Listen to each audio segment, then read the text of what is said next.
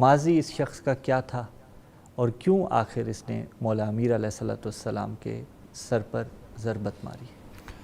جی ہاں، یہ انتہائی اہم سوال ہے جی اور میں آپ کے ناظرین سے کہوں گا اب تھوڑا سا اس پہ غور کرنے کی ضرورت ہے اس سوال پر۔ جی ہمیں یہ دیکھنا ہوگا کہ یہ جو ہوا جی واقعہ اور جو ہم میں مشہور ہے وہ کیا ہے، اس مشہور پر ہمارے پاس دلائل ہیں اور تاریخ کے اوراق اور مستندات آیا اس کی سپورٹ میں موجود ہیں۔ جو مشہور ہے وہ یہ ہے کہ خوارج میں سے ایک گروہ حج پر جمع ہوتا ہے اور وہ وہاں بیٹھ کر بات کرتے ہیں نہروان کی، اور نہروان میں جو ان کے لوگ مارے گئے ہیں وہاں وہ عہد کرتے ہیں کہ ہم نے اس کا بدلہ لینا ہے، اور اس کا بدلہ لینے کے لیے وہ کہتے ہیں کہ 3 افراد کا قتل ہونا ضروری ہے، امیر المومنین، جی معاویہ اور عمرو بن عاص، کہ یہ 3 قتل ہوں گے۔ ان 3 کے قتل ہونے کے لیے 3 لوگ وہاں پر متعین ہوتے ہیں یا 3 لوگ اپنے آپ کو والنٹیئر کرتے ہیں۔ ان میں سے ایک عبد الرحمن ابن ملجم مرادی ہیں، دوسرا برق بن عبداللہ تمیمی ہے اور یہ کہتا ہے کہ میں معاویہ کی جان لوں گا، اور تیسرا عمرو بن بکر تمیمی ہے اور یہ کہتا ہے کہ میں عمرو بن عاص کی جان لوں گا، اور یہاں یہ عہد و پیمان کرتے ہیں اور یہ کہتے ہیں کہ ہم رمضان میں ایک رات مشخص ہوتی ہے 19 کی رات کو ایک ساتھ ہی ہم یہ پلان کرتے ہیں، اور ایک روانہ ہو جاتا ہے شام کی طرف، ایک روانہ ہوتا ہے مصر کی طرف، اور ایک آ جاتا ہے کوفہ۔ اس کے بعد ہم نے یہ دیکھنا ہے کہ عبد الرحمن کیوں قتل کرنا چاہتا تھا امیر المومنین کو، اس کی جو پیچھے ہسٹری کیا ہے، اس کی شخصیت کیا ہے، اس کے عقائد کیا ہیں۔ ہم نے ابھی تک جو واقعہ سنا اور تاریخ میں مشہور ہے کہ یہ خوارج میں سے تھا، اور خوارج کے اس اجتماع میں جو کہ مکہ میں حج کے موقع پہ ہو رہا ہے وہاں یہ فیصلہ ہو رہا ہے۔ اس کا مطلب یہ ہوا کہ عبد الرحمن کو بھی خوارج میں سے ہونا چاہیے، جبکہ اگر ہم تاریخ میں دیکھیں، اور آپ نے خود بھی کہا نہروان میں یہ خوارج کے ساتھ نہیں تھا، اس کے بعد بھی کسی بھی تاریخی سند میں اس کا خوارج سے تعلق ثابت نہیں ہوتا ہے۔ خوارج میں ابھی بھی جو فرقے موجود ہیں، خوارج میں اس کے بعد نہروان کے بعد پھر اور بھی فرق بن گئے، اور عباضیہ ابھی ہیں، عباضیہ ابھی بھی عبد الرحمن کو اون نہیں کرتے، اگرچہ ان کے نزدیک اس کا عمل اچھا عمل ہے، خوارج کے نزدیک یہ عمل مستحسن عمل ہے، اور ان کے نزدیک کی بات کر رہا ہوں، اور جس نے بھی یہ عمل کیا اس کی وہ حمایت کرتے ہیں، مدح کرتے ہیں، وہ ایک الگ مسئلہ ہے۔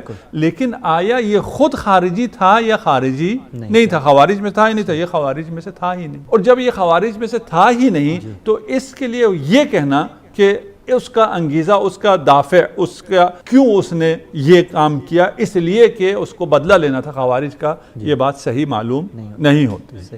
اور بھی شواہد ہیں، ہم بعد میں شاید اس میں سے کچھ کی طرف اشارہ کریں۔ دوسرا یہ کہتے ہیں وجہ کیوں قتل کیا امیر المومنین کو، قطام نامی ایک حسینہ تھی کوفہ میں، اور اس کے کہنے پہ یہ کام اس نے کیا، اس کے عشق میں گرفتار ہو گیا اور اس نے کہا میں تم سے شادی کرنا چاہتا ہوں، اور اس خاتون نے کہا کہ میرا مہریہ ہی یہی ہے کہ تم امیر المومنین کو قتل کرو۔ تو ادھر اس کا مکالمہ تاریخ میں موجود ہے کہ یہ تو کوئی مہریہ ہوا نہیں، کہ اگر میں قتل کرتا ہوں تو میں خود باقی نہیں رہوں گا، لیکن عشق تھا اور اس عشق میں اس نے یہ کام کر دیا۔ یہ دوسرا وہ دافع بیان کرتے ہیں، وجہ بیان کرتے ہیں۔ تیسری وجہ یہ بیان کرتے ہیں کہ یہ مسئلہ عشق کا بھی نہیں تھا، یہ مسئلہ بدلہ لینے کا بھی نہیں تھا، یہ مسئلہ قبائلی تھا۔ بنی مراد کو مشکل تھی امیر المومنین سے، اور یہ بنی مراد کا بندہ تھا کیونکہ بنی مراد کے بہت سے افراد قتل ہوئے جو جنگیں ہوئی ہیں، نہروان بھی ہے، صفین بھی ہے، باقی بھی، اور ان تمام چیزوں کی وجہ سے بنی مراد کو مشکل تھا۔ اسی لیے کہتے ہیں کہ شب ضربت بنی مراد کا ایک آدمی آ کے امیر المومنین کو خبردار کرتا ہے کہ ہمارے قبیلے والے آپ کو قتل کرنا چاہتے ہیں، آپ کو شہید کرنا چاہتے ہیں، آپ ذرا ہوشیار رہیے۔ بس یہ 2-3 چیزیں تاریخ میں جو آتی ہیں، تبری نے آ کے ان تینوں کو جمع کیا ہے، یہ بھی تینوں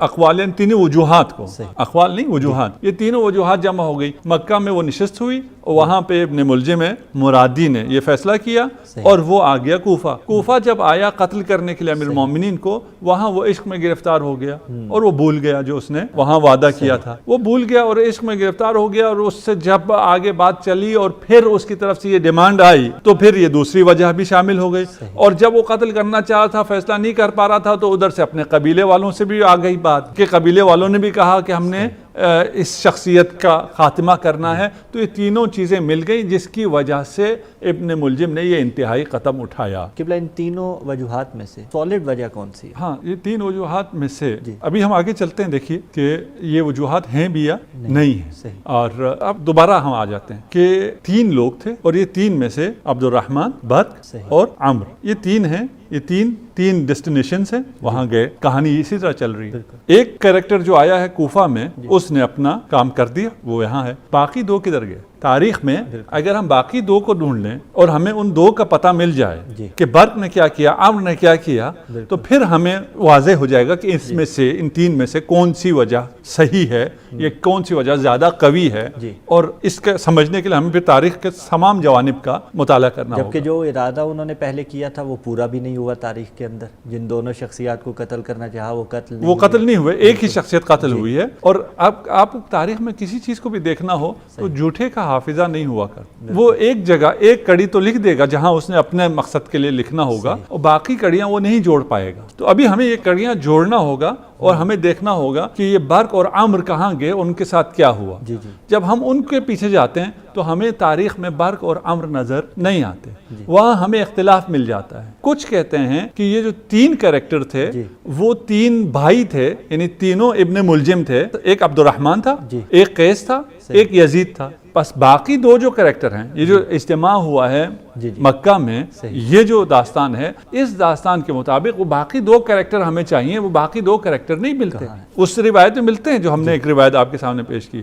اس کے بعد یہ کوئی معمولی حادثہ نہیں ہے کہ جب یہ گئے ہیں اور جا کے ان دونوں نے حملہ کیا ہے. اور جب وہ حملہ کیا ہے تو اس کی ڈیٹیل بھی سامنے آنی چاہیے تھی. جیسے یہاں کوفہ سے یہ ڈیٹیل سامنے آ گئی ہے، وہاں پھر کہا جاتا ہے کہ وہ تو قیس اور یزید تھے، وہ اصلا برق اور عمرو نہیں تھے. یعنی وہ کون تھے میں بھی اختلاف ہے. ہمیں تعیناً ملتا بھی نہیں ہے کہ وہ باقی دو کون تھے. اور جو لوگ یہ روایت آتی ہے کہ یہ قیس اور یزید اور عبد الرحمن تھے، تینوں ابن ملجم تھے، یعنی پھر تو تینوں ابن ملجم ہو گئے جب بھائی ہو گئے. ملجم کے بیٹے تھے. ابن ملجم کا مطلب ملجم کے بیٹے. ملجم کے یہ تین بیٹے تھے اور اس کا باپ ان کے خلاف تھا کہ یہ کام تم نے نہیں کرنا. اس کی فیملی میں یہ ڈسکس ہوا تھا، لیکن اس کی ماں حمایتی تھی اور ماں ان کو تشجیع کرتی تھی، حوصلہ دیتی تھی اور اس کو ابھارتی تھی کہ تم تینوں نے یہ کام کرنا ہے اور یہ بہت مقدس مشن ہے وغیرہ جو بھی ہے. ایسا اب تک جو آپ کی گفتگو سے نتیجہ نکل رہا ہے کہ خود وہی جو مکہ کا اجتماع تھا اس اجتماع میں ہی تشکیک ہے. جی ہم یہی عرض کر رہے ہیں نا. اگر وہ اجتماع کو صحیح لیا جائے اور ادھر سے کہانی کو آگے چلایا جائے تو پھر باقی اس کی کڑیاں بھی ہمیں ملنی چاہیے. بالکل. ہم کہہ رہے ہیں کہ باقی دو افراد ہی مشکوک ہیں، ان کے ناموں میں ہی وہ ہے. اس کے بعد پھر ہوا واقعہ یا نہیں ہوا، یعنی کوفہ میں تو ہوا، لیکن یہ جو کوفہ میں ہوا اس کی کڑی ملائی جا رہی ہے مکہ سے. مکہ کے واقعے کے بعد ہم پھر تلاش کرتے ہیں اس کو. ہم مسلم کیونکہ مشہور ہے تو ہم اس کو مسلم لیتے ہیں. اس کو مسلم لینے کے بعد پھر ہم کہتے ہیں اچھا اس کی وجہ یہ تھی اور یہ نہیں تھی. ہم کہہ رہے ہیں وہ تو اصلا وہاں مکہ کا کوئی واقعہ ہوا ہی نہیں ہے، اس لیے کہ یہ خارجی ہی نہیں ہے. خوارج کے اجتماع میں ابن ملجم عبد الرحمن ابن ملجم کا جانا بنتا ہی نہیں ہے کیونکہ یہ خارجی ہی نہیں ہے. یہ جب کوفہ آیا ہے تو بھی یہ کسی خارجی کے پاس نہیں گیا، اس کا کسی خوارج سے رابطہ نہیں تھا. یہ کہاں سویا؟ ہم پہنچتے ہیں وہاں. تو بس یہاں وہ اجتماع اور اس کا خارجی کہنا اور خوارج کا یہ عمل کہنا، یہاں تک یہ تو بات ہمیں سمجھ میں نہیں آ رہی ہے. اس کے بعد یہ جو باقی دو کردار گئے ہیں وہ کردار ہی ہمیں نہیں مل رہے ہیں. اچھا وہ برق تھا، وہ قیس تھا، وہ یزید تھا، وہ عمرو تھا، جو بھی تھا. ہم کہتے ہیں چلے نام میں وہ ہوا، نام تاریخ نے درج نہیں کیا. لیکن ہوا کیا، تین نکلے ہیں. تین میں سے ایک اپنے مقصد میں کامیاب ہو جاتا ہے، باقی دونوں اپنے مقصد میں کامیاب نہیں ہوتے. اور وہ جو شام گیا ہے وہ حملہ کرتا ہے. اور وہ کب حملہ کرتا ہے؟ جب معاویہ نماز پڑھانے کے لیے جا رہا ہے مسجد کی طرف، اور اس نے جب تلوار نکالی حملہ کیا تو تمام بزدلوں کی طرح اس نے پشت کر لی. اور پھر یہ بھی ایک نقل ہے، صرف یہ بھی مسلم نہیں ہے. کوئی کہتا ہے نہیں جی وہ حالت سجدہ میں تھا اور حالت سجدہ میں جب پیچھے سے وار ہوا تو اس نے اپنا سر بچا لیا اور اس کو فلان جگہ ران پر زخم آیا. تیسرا کہتا ہے کہ وہ نماز میں اس دن آیا نہیں تھا. بہت سے اس اضطراب پایا جاتا ہے کہ یہ جو اغتیال کا واقعہ ہے, جو کوشش ہوئی ہے اسیسینیشن کی, یہ کیسے ہوئی, کب ہوئی, اس کا کیا ہوا. اس کے بعد معاویہ کو جب اتنا گہرا زخم لگ گیا ہے ران پر, اس زخم کو کیسے ٹھیک کیا گیا. کہتے ہیں وہ بہت بزدل تھا, وہ جراحت کے لیے سینا پڑتا ہے. تو وہ پوچھا طبیب نے کہ میں سیوں یا کیا کروں. اس نے کہا نہیں, مجھے شربت پلا دو, شربت سے میں ٹھیک ہو جاؤں گا. اور یہ پہلی جراحت ہے جو شربت پینے سے ٹھیک ہو رہی ہے. تو یہ یہاں آئیے مصر چلتے. مصر کون گیا, کوئی پتہ نہیں کون گیا. اچھا, اس کے بعد پھر اس کے تو ران پہ بھی کوئی زخم نہیں آیا عمر ابن عاص کے. یہاں تو ایک ران کا زخم ہے, اور اس ران کا زخم جو ہے وہ تلوار کا کاری ضرب ہے. وہ بعد میں جب کوئی تاریخ میں دکھا نہیں سکتے تو کہتے ہیں ایک دوائی پی اس نے, ایک شربت ایسی پی جس سے وہ زخم ہی صحیح ہو گیا. اچھا, یہاں پھر ہمیں مصر میں زخم چاہیے اور زخم کے بعد کوئی دوا چاہیے. تو کہتے ہیں نہیں, اس دن عمر ابن عاص کے پیٹ میں شدید درد تھا, تو وہ نماز پڑھانے کے لیے نہیں آ سکے صبح. تو وہ نہیں آ سکے تو پھر کیا ہوا, تو انہوں نے اپنے کسی شخص کو, کسی اور صحابی کا نام مجھے اب ذہن میں نہیں ہے, اس کو اپنی جگہ بھیج دیا. اور وہ دیکھنے میں عمر عاص لگتا تھا. اب دیکھیے کتنے اتفاقات, اور یہ بالکل فلم وہی چل رہی ہے جو آج کل ہالی ووڈ یا بالی ووڈ بناتا ہے. ٹھیک ہے نا, کہ وہ جناب اس کے پیٹ میں بھی درد ہو رہا ہے, وہ نہیں آ پا رہا ہے. اس کی جگہ جو آ رہا ہے وہ اس کا قد کاٹ بھی بالکل اسی کی طرح ہے, اس کا حلیہ بھی بالکل اسی کی طرح ہے. اور یہ جو اس کا قاتل اس کی ریکی میں ہے, دیکھ رہا ہے, جانتا ہے, وہ نہیں پہچان سکا, اور اس نے اس غریب صحابی کو قتل کر دیا. اگر قتل ہوا بھی تو ہے کہاں, وہ کون تھا؟ بالکل وہ قتل ہو گیا, یہ بچ گیا. یہ دو بچ جاتے ہیں, اور وہ ایسے اتفاقات ہوتے ہیں, اور ان کو قتل کرنے والا کون ہے ان کی کوئی عطا پتہ نہیں ملتا ہے. اور ایک عبد الرحمن ان تین کریکٹرز میں سے جو مکہ سے چلا ہے اس سٹوری کے مطابق, یہ ایک اپنے مقصد میں کامیاب ہو جاتا ہے. اس کا مطلب آغا صاحب یہ بات تو طے ہوگی کہ یہ خوارج نہیں تھے. ہاں, یعنی جو عبد الرحمن ابن ملجم نے عمل کیا ہے وہ خود بھی خارجی نہیں تھا, خوارج کی طرف سے نہیں تھا, اور یہ حملہ خوارج کی طرف سے نہیں تھا, اور یہ کسی ایک فرد کا عمل نہیں تھا. یہ کہانیاں کیوں بنائی گئی ہیں؟ یہ کہانیاں اس لیے بنائی گئی ہیں کہ کچھ لوگوں کو بری و ذمہ کرنا تھا. اصل لوگوں کو لوگوں کو ان پہ پردہ ڈالنا ہے, اور پھر خوارج پر ڈال دیا. خوارج کو سب کے لیے کوئی مشکل نہیں ہے. آج کل بھی جس کو بھی آپ دہشت گرد کہنا چاہیں اس کو آپ خارجی کہہ دیتے ہیں, خوارج کہہ دیتے ہیں, بہت آسانی سے کہہ دیتے ہیں. تو اس لیے وہ ایک آسان ٹارگٹ تھا, سافٹ ٹارگٹ تھا, ان کے لیے کوئی مشکل بھی نہیں تھا. یہ ذمہ داری ساری وہاں ڈال دی گئی. ہم کہتے ہیں اگر یہ خارجی تھا, خوارج میں سے تھا, اور جب یہ مدینہ آیا ہے, کوفہ میں آیا ہے, تو پھر وہاں اس کا رابطہ خوارج سے کیوں نہیں تھا؟ وہ کہاں رہا اس رات کو, وہ کہاں سویا؟ یہ اہم ہے. بالکل وہ رات جہاں سویا ہوگا وہاں سے پھر کڑیاں ملیں گی کہ یہ اس کا کس نے اس کو بھیجا تھا, کس نے اس کو فیسیلیٹیٹ کیا تھا, اس کے سہولتکار کون تھے, اس قتل کے پیچھے کون تھے. وہ آتا ہے, آ کے اشعث کے گھر میں رکتا ہے, اشعث ابن قیس کندی کے.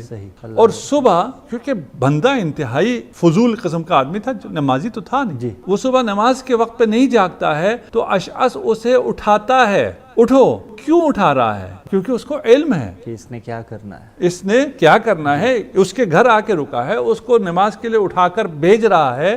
اشعث اس قتل کے پیچھے ایک وہ کردار ہے جس کے اوپر پردہ ڈالا جاتا ہے, جس کو نمایاں نہیں کیا جاتا. جبکہ امام جعفر صادق علیہ الصلوۃ والسلام سے صریح روایت ہے کہ اشعث علی ابن ابی طالب کے قتل کا اصل محرک ہے, اس کے پیچھے اشعث ہے. اچھا, اشعث کیوں ہے سوال ہے. بالکل اشعث کون تھا؟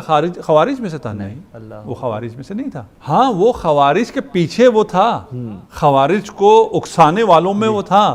وہ ان اشخاص میں تھا جس نے سب سے پہلے, جب معاویہ نے اہل شام نے نیزے پر قرآن کو بلند کیا, تو سب سے پہلے یہ آواز لگانے والا کہ ان سے اب تحکیم ہونی چاہیے, قرآن کے خلاف جہاد نہیں ہو سکتا, یہ نعرہ لگانے والا سب سے پہلے اشعث تھا. اور جب روک دیا گیا جنگ کو, اور جنگ نہیں ہونے دی گئی, اور اس کے بعد تحکیم کا ہوا, تو لا حکم الا للہ کہنے والا, سب سے پہلے نعرہ بلند کرنے والا بھی اشعث. یہ خوارج میں سے نہیں ہے. تو یہ کون ہے؟ اشعث کو پھر پہچاننے کی ضرورت ہے کہ اشعث کون ہے, اور یہ کیوں یہ کر رہا ہے, یہ سازش کیوں کر رہا ہے, یہ اس قتل پہ کیوں ایک شخص کو آمادہ کر رہا ہے, کیوں فیسیلیٹیٹ کر رہا ہے. تو اشعث والی عثمان تھا آذربائیجان میں. اس کے بعد جب امیر المومنین تشریف لاتے ہیں خلافت ظاہریہ میں، تو بہت سے ان لوگوں کی طرح جو بنی امیہ جو مراعات لے رہی تھی ان کو عزل کیا. ان میں سے ایک یہ اشعث بھی ہے. اس کے پاس اتنا مال تھا، کہتے ہیں کہ ثلث کوفہ اس کی ملکیت تھی. 1/3 کوفہ، جہاں کا وہ والی تھا وہاں اس کی کتنے کرپشن تھی. اللہ اکبر. اس کا کیا حال ہے. اب جب اس کرپشن کو ختم کیا جی اور اس کو اس سے عزل کیا، تو پھر اس کے مقابلے میں یہ جا کے پھر پہلے بھی بنی امیہ کے ساتھ تھا. جی میں نے پہلے یہ والی ہے آذربائیجان اس لیے بیان کیا کہ اس کا تعلقات تھے، بلکہ بنی امیہ کے عواملین میں سے تھا، اس کے والی تھا، تو اس کی وجہ سے اس کے تعلقات تھے شام کے ساتھ، معاویہ کے ساتھ. اور یہ سارا قتل اس کے پیچھے بنی امیہ ہے. یہ ابن ملجم کا فردی عمل نہیں ہے کہ ایک شخص ہے اس نے آ کر ایک عمل کیا ہے اور اس کی ساری ذمہ داری پھر خوارج پر جاتی ہے. تو یہ کہانی اس طرح غیر محسوس طریقے پر مشہور کے طور پر ہمارے ذہنوں میں بھی اسی طرح ہے، اور اس طرح ہمیں پھر غافل کیا جاتا ہے. یہ واقعہ معاویہ کی طرف سے شام کی طرف سے ہوا ہے، وہاں سے یہ سازش چلی ہے، وہاں سے یہ فیسیلیٹیٹ ہوا ہے، اور ایک ہی آدمی چلا ہے اور ایک ہی حادثہ ہوا ہے، کوئی 2-3 نہیں ہوئے کہ باقی لوگ سازشکار ہیں وہ بھی شامل ہو جائیں کہ یہ جو آئے تھے قاتل تھے، دہشت گرد تھے، یہ ہمیں بھی مارنا چاہتے تھے اور اسے بھی مارنا چاہتے تھے. قسمت ہماری ساتھ تھی، ہم بچ گئے، وہ مر گیا، لیکن ہم بھی اس دہشت گرد کے خلاف ہیں.